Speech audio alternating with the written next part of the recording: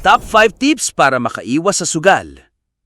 Number 1. Kung swerte lang ang puhunan mo sa buhay, edi malas ka na agad. Walang yumaman sa kakasabi ng baka manalo ako.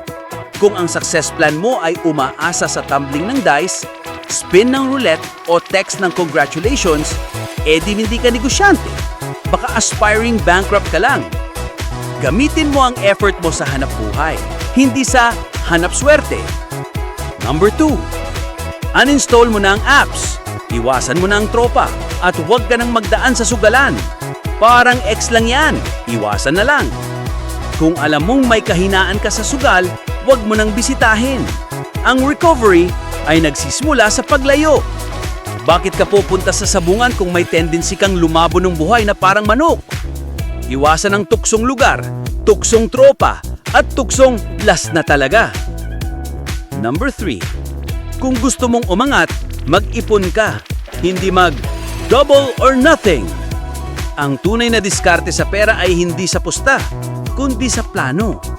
Kung araw-araw kang taya ng taya, tapos araw-araw ding walang natitira, baka hindi swerte ang kulang mo, kundi disiplina. At tandaan, ang sugal ay negosyo ng ibang tao at customer ka lang doon, hindi investor. Number 4. Isipin mo kung ilang kilong bigas ang nawala sa bawat talo mo. Baka pang birthday na sana ng anak mo yun.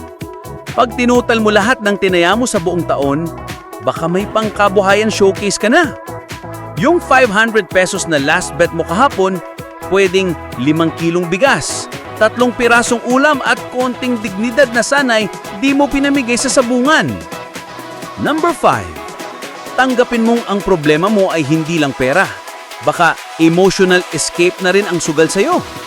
Kung nagsusugal ka pag stress ka, malungkot, galit, bored, edi therapy ang kailangan mo, hindi bola-bola sa tong itch.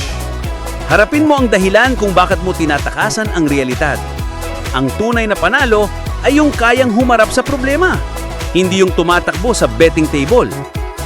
Bonus tip: hindi mo kailangang tumaya para manalo sa buhay. Minsan, ang tunay na jackpot ay yung hindi ka na ulit nalubog sa utang. Iwas sugal, iwas luha. Huwag kang umasa sa swerte. Ikaw mismo ang lucky charm ng sarili mong kinabukasan.